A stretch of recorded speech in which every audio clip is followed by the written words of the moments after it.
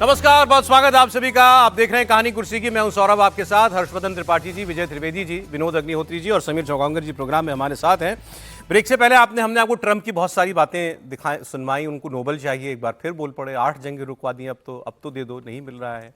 अब 8वीं कौन सी जुड़ी थी उसमें? ये गाजा और हमास और इसराइल वाली जंग रुकी नहीं है। उन्होंने रोकने का एक प्लान बनाया है, लेकिन अब वो प्लान फंसता हुआ नजर आ रहा है। ट्रंप ने अभी बड़े फैनफेयर के साथ सारे मुस्लिम देशों को जमा करके, इकट्ठा करके उनको पहले प्लान समझाया, फिर नेतन्याहू को बुला करके बताया, फिर नेतन्याहू से माफी मंगवाई। कतर पर हमला करने के लिए कतर के प्रधानमंत्री को फोन पर उनसे माफी मंगवाई और उसके बाद दुनिया के सामने वो प्लान रखा और कहा इस प्लान पर हम सब राजी हैं, सारे मुस्लिम देश राजी हैं। हमास को अगर ये स्वीकार है तो वो जिंदा रह सकता है, नहीं तो अगर वो इसको ठुकराता है तो फिर नेतन्याहू जो कर रहे हैं वो करते रहे, मेरी उनको खुली छूट है। 72 घंटे का टाइम दिया था, लेकिन अब फंस गया पेच। ये दुनिया के लिए अच्छा नहीं है। अगर ये प्लान कामयाब हो जाए, शांति हो जाए वहां पर, तो और लोग ना मारे जाएं। लेकिन अब देखें, 24 घंटे से ज्यादा का वक्त बीत चुका है, अभी तक हमास का कोई औपचारिक जवाब नहीं आया। और खबरें ऐसी हैं जो हमास के सोर्सेज से छप रही हैं अंतर्राष्ट्रीय मीडिया में कि हमास कह रहा है, पहले तो उसने कहा था मेरे पास फॉर्मल प्रपोजल ही नहीं आया। अब पता लगा है कि इजिप्ट और कतर ने हमास की पॉलिटिकल लीडरशिप को वो 20 सूत्रीय प्लान का दस्तावेज पहुंचा दिया है। उसके बाद हमास के लोगों ने यह कहा है कि हम इसको एज इट इज नहीं स्वीकार कर सकते, इसमें हमें कुछ क्लैरिफिकेशन चाहिए। हमास क्लैरिफिकेशन मांग रहा है, किससे? अमेरिका और इजराइल से। फिर कतर, जो इसका सबसे बड़ा मध्यस्थ है, कतर ने भी यह कहा है कि ये प्लान जो है अभी इसमें हमें भी कुछ चीजें और क्लैरिफाई करना बाकी है।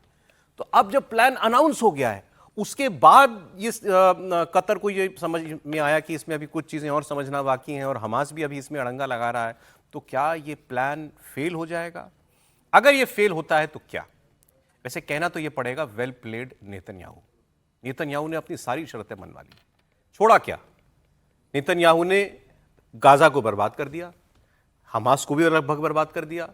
हमास के सामने दो विकल्प छोड़े, या तो वो खुद को खत्म कर ले, यानी हथियार छोड़ दे, या हम खत्म कर देंगे। फिर गाजा के अंदर एक बफर जोन भी क्रिएट करवा लिया जो इजराइल के कब्जे में रहेगा। यानी नेतन्याहू ने अपनी सारी शर्तें मनवा ली। और अब तो लोग ये भी कह रहे हैं, कुछ विश्लेषक ये भी कह रहे हैं कि ये जो कतर पर हमला था, ये दरअसल नेतन्याहू और ट्रंप की मैच फिक्सिंग थी। सब कुछ ट्रंप को बता के किया गया था और वो हमला नेतन्याहू ने इसलिए किया था कि थोड़ा इन अरब मुल्कों को खड़काएं, इनको भी डर लगे, तो फिर ये जो हम ये पीस प्लान तैयार किया है उस पर ये हमारी बात मानने को राजी होंगे। और वैसा हुआ भी। लेकिन अब क्या कतर जैसा देश जो है वो इसमें अड़ंगा लगा देगा या ये प्लान जो है कामयाब हो सकता है, इसकी बात हम लोग करते हैं। विजय जी, क्या लगता है? 31 लोग कल फिर मारे गए हैं वैसे गाजा में। कल भी हम लोगों ने इस पर काफ़ी चर्चा की थी और तब भी मैंने कहा था कि ये मोटे तौर पर मुझे वन साइडेड प्लान लगता है। मतलब हमास के खिलाफ, जो आप जिसको इजराइल के लिए वेल प्लेड कह रहे हैं, वो वैसा का वैसा ही मतलब हुआ उसका। और क्या हमास इसके लिए तैयार होगा? देखिए, जो लोग जिहादी किस्म के होते हैं, जिहादी कहना चाहिए उनको, वो इतना आसानी से नहीं मानते हैं, क्योंकि उन्हें मरने का खौफ ही नहीं होता, मरने का डर नहीं होता।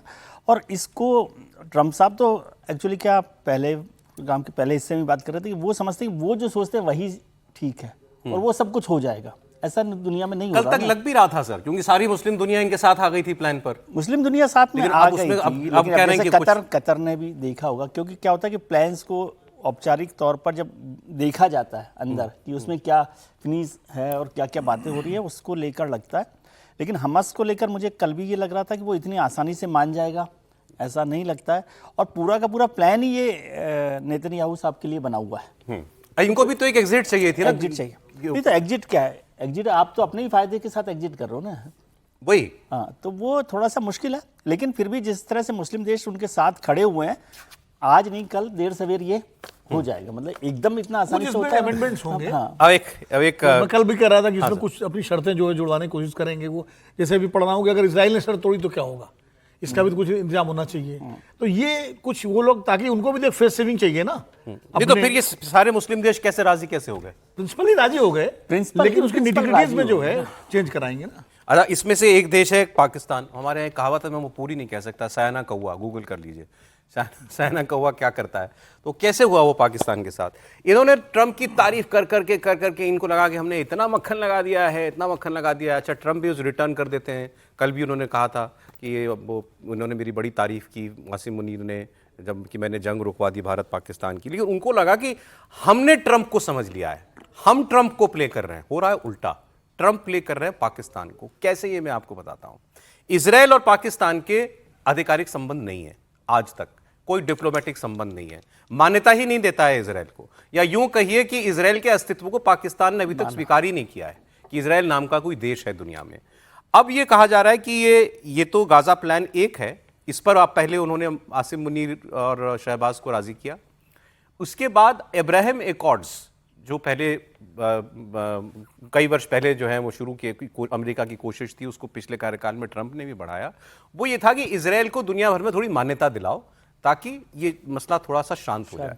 तो कुछ देशों ने, जैसे सऊदी अरब से लगभग होने वाला था, संबंध बनने वाला था इजराइल का, यूएई ने संबंध बना लिया है, एस्टेब्लिश कर लिया है, जॉर्डन स्वीकार करता है, इजिप्ट भी स्वीकार करता है, अब तो पाकिस्तान नहीं कर रहा था। अब पाकिस्तान के ऊपर दबाव है कि वो डिप्लोमेटिकली, राजनयिक तौर पर इजराइल को स्वीकार कर ले। और जैसे ये खबर आई, इमरान खान जेल में एक्टिव हो गए, उन्होंने एक चिट्ठी निकाली और कहा कि इन्होंने तो फिलिस्तीनियों को बेच दिया। ये कैसे लोग हैं, ये कैसे जनरल फील्ड मार्शल हैं जो वहां मासूम गाजा में फिलिस्तीनी मारे जा रहे हैं, उनकी मौत का सौदा कर लिया है इन लोगों ने। तो मैं अगर होता तो मैं कभी इजराइल से संबंध स्थापित नहीं कर सकता था। तो अब इसमें पाकिस्तान की गर्दन फंसी त्रिपाठी जी? नहीं, पाकिस्तान तो गर्दन क्या, पाकिस्तान पूरी तरह से फंसा हुआ ही है। उसको समझ में आ रहा है कि वो बड़ी अच्छी दुनिया में है, बहुत अच्छा उसके लिए हो गया है, वो भारत से पिटा क्या, उसको अमेरिका हाथों हाथ लेने लगा है।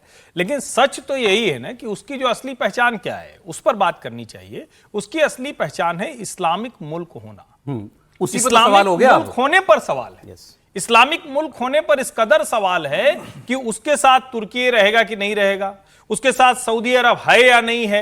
आप समझौते क्या कर रहे हैं, किस तरह से आप अमेरिका के आगे पीछे टहल रहे हैं, वो अलग बात है। लेकिन ओवरऑल जो आपका अस्तित्व है उस पर प्रश्न चिन्ह लग रहा है। जब फिलिस्तीन की बात करते हैं, गाजा के मुद्दे पर भारत में मतलब सोनिया जी उतनी चिंतित हैं और शहबाज शरीफ कम है, यानी ज्यादा मुसलमान परस्त तो हमारी सोनिया जी हैं, प्रियंका जी हैं, शहबाज भाई कम है, और वो क्या नाम है, आसिम मुनीर जी, ये सब जो भाईजान लोग हैं कम है, हमारी सोनिया जी ज्यादा है। कांग्रेस के वोट बढ़वा रहे हैं आप? नहीं, मैं तो सर एक तथ्य रख रहा हूं, वस्तु स्थिति रख रहा हूं। अब ऐसे में अगर मूल आपका खिसकता है तो यकीन मानिए आप भले सोचते रहें क्या होगा, लेकिन उसका झटका तगड़ा लगेगा। और इमरान खान को ये पता है कि सही समय चोट कर दो, वो जेल के अंदर है, उनको पता है कि सही समय चोट कर दो। इन्होंने ये कितना भी आईएसआई और सेना काम करे, लेकिन उसका भी मूल वही है, इस्लाम। बिल्कुल। और जब उस पर चोट लगेगी तो खड़ा होकर अभी तो 70 साल से वही अफीम जनता को भी तो खिला रहे हैं ना, तो वो वहां वो गाजा के नाम पर वो भी नाराज होंगे कि आप गाजा का समझौता आप कैसे कर सकते हैं। नहीं, उसमें आप मुनीर साहब को समझ में आया होगा जो कहा जाता है कि नो फ्री लंचेस। बिल्कुल, लंच कोई फ्री में मिलता नहीं है। तो जो लंच खा के आए, जो लंच खा कर आए, क्योंकि वो बहुत स्टेप बाय स्टेप समझ रहे हैं ना कि आप वहां पर पहुंच गए और आप ऐसा संबंध बना लें कि आप गोदी में बैठे हुए हैं, तो फिर कैसे मना करेंगे। और फिलिस्तीन पर पाकिस्तान की राय बदलना तो पूरे देश में एक अलग तरीके का बहस होगी ना। और इमरान खान साहब ने सही उसको लिया, इसको आप समझिए ना। भारत की एक डिप्लोमेटिक पॉलिसी है, वो देशों के तौर पर रिकग्नाइज करता है फिलिस्तीन को और इजराइल को, दोनों को। पाकिस्तान तो ऐसा नहीं कर रहा, क्योंकि पाकिस्तान को देश को मान्यता नहीं देनी। अरे ये तो कहते हैं हम बम, इनके लोग तो कहते हैं हम न्यूक्लियर बम चला दें इजराइल पर। हाँ, तो वही कह रहा हूँ ना। तो इसलिए, और वहां से आकर अब आप गोद में बैठे हुए हो ट्रंप साहब के, उनको नोबेल प्राइज भी दिलवा रहे हो, लंच भी कर लेंगे, तो फिर कहीं ना कहीं तो मुश्किल में फंसते ही, कहीं ना कहीं बिल देना पड़ेगा, बिल देना पड़ता है। अब दूसरा बिल कहां फट रहा है पाकिस्तान का, पीओके में।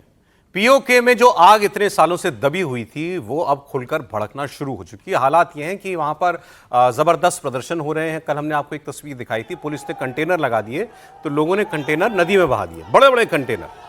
और पाकिस्तान की मीडिया इसके बारे में कुछ बता नहीं रही वहाँ पर अपने लोगों को। इंटरनेट बंद कर दिया गया है, आवाजाही के सारे साधन जो हैं वो ठप कर दिए गए हैं। मुजफ्फराबाद में प्रदर्शनकारियों को रोकने के लिए जो कंटेनर लगाए थे उनको प्रदर्शनकारियों ने, आपने देखा ही कैसे नदी में बहा दिया। तो ये सब कुछ वहाँ पर हो रहा है। गोली चली थी, 2 लोगों की मौत भी हो गई थी, फायरिंग की तस्वीरें भी आपने खूब देखी थी। अब वहाँ तो ये सब हो ही रहा है। एक तस्वीर आई लंदन से। लंदन में पाकिस्तान के उच्चायोग के बाहर कश्मीरी लोग पहुंचे और उन कश्मीरी लोगों ने वहां पर जोरदार धरना दिया, जोरदार लाउड स्पीकर पर नारे लगाए और मजबूर होकर लंदन हाई कमीशन में पाकिस्तान के राजदूत को या उनके जो भी और राजनयिक होंगे उनको सड़क पर उतरना पड़ा, उनकी मांगें सुननी पड़ी और उन्होंने साफ साफ कहा कि तुम्हारे देश की फौज ने मासूम कश्मीरियों को कत्ल किया है। तो हमारी मांग है कि पाकिस्तान की सेना, पाकिस्तान की सरकार अपनी पुलिस और अपनी सेना को पीओके से वापस ले। अब तुम्हारी मौत है, अब तुम्हारी मौत है।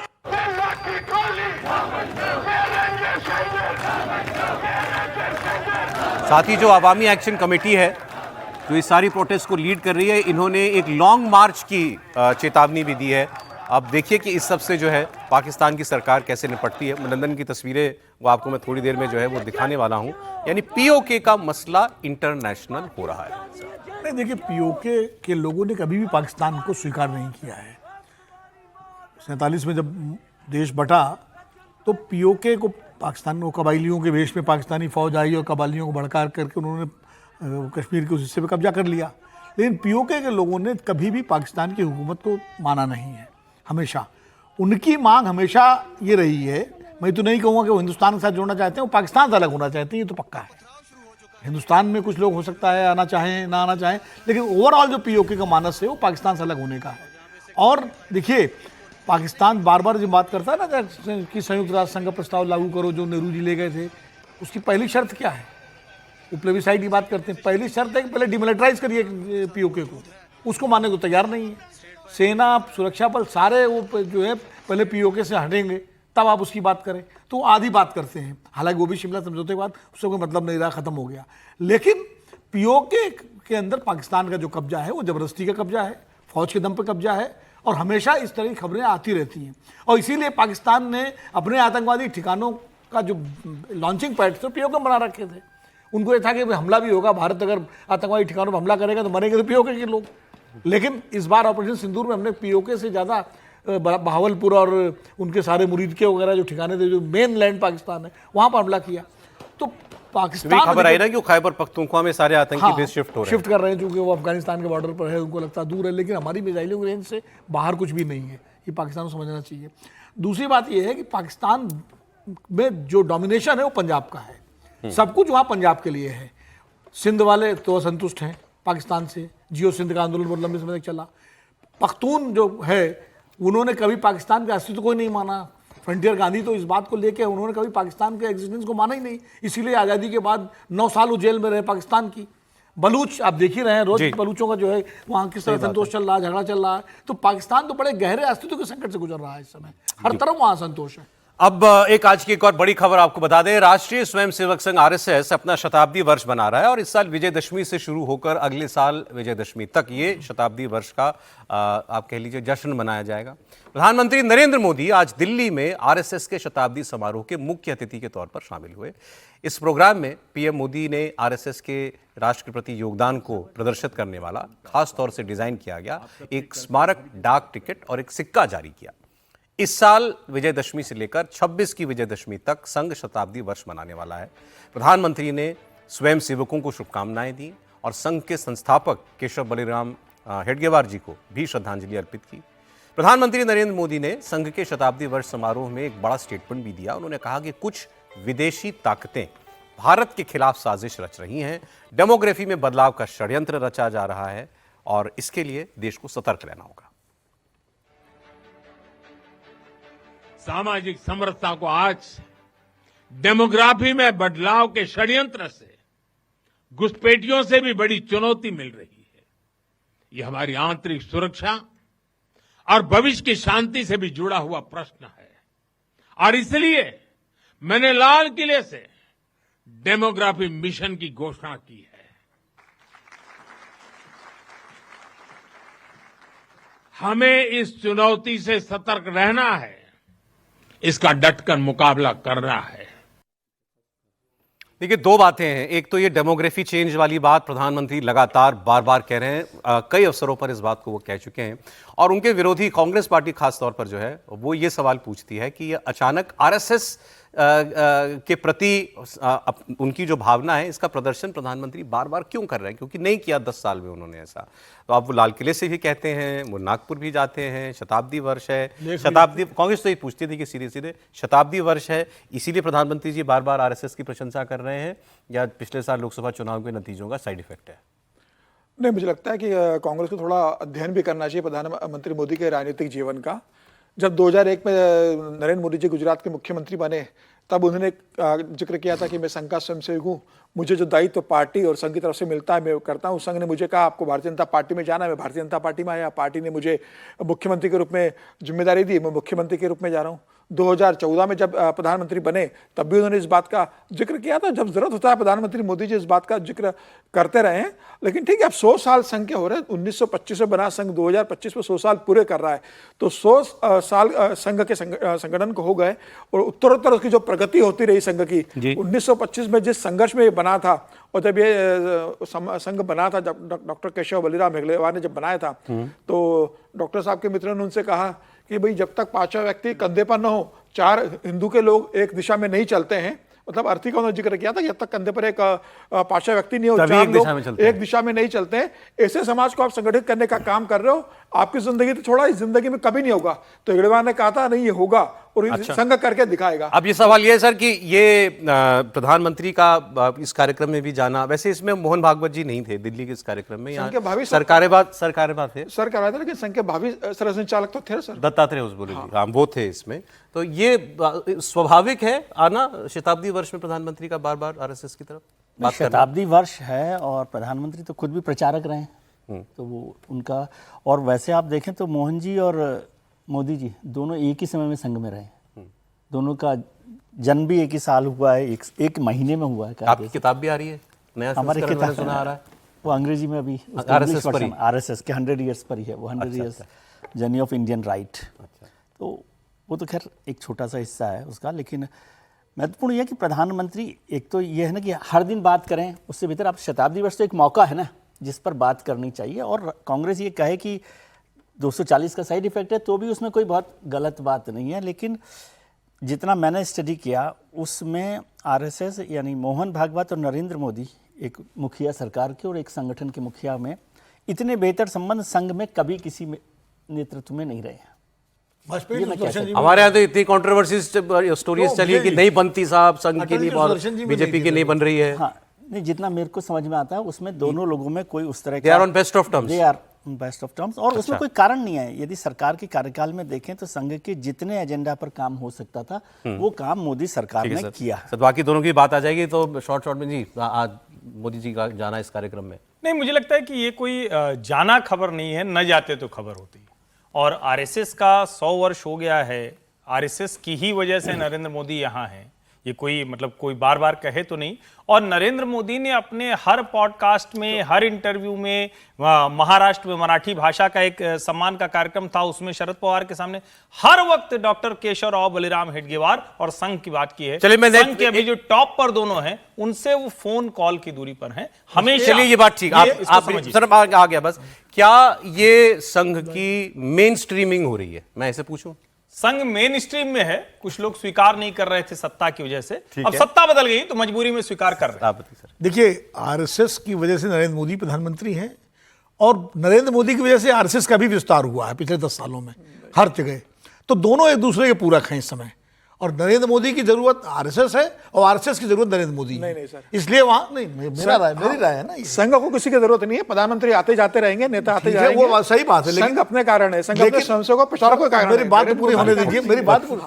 जब नेता होता है तभी संगठन आगे बढ़ता है। अटल जी नेता बने तब संगठन आगे बढ़ा, नरेंद्र मोदी नेता बने तब संगठन आगे बढ़ा, वरना 1925 से लेकर के 1996 तक संघ की सरकार नहीं बन पाई भारत में। जब अटल बिहारी वाजपेयी नेता के रूप में है तब सरकार बनी, संघ हमेशा से मेन स्ट्रीम में था। आप मानते हैं वो कह रहे संघ हमेशा से मेन स्ट्रीम बिल्कुल नहीं था, मैं नहीं मानता, अब आया मेन स्ट्रीम में।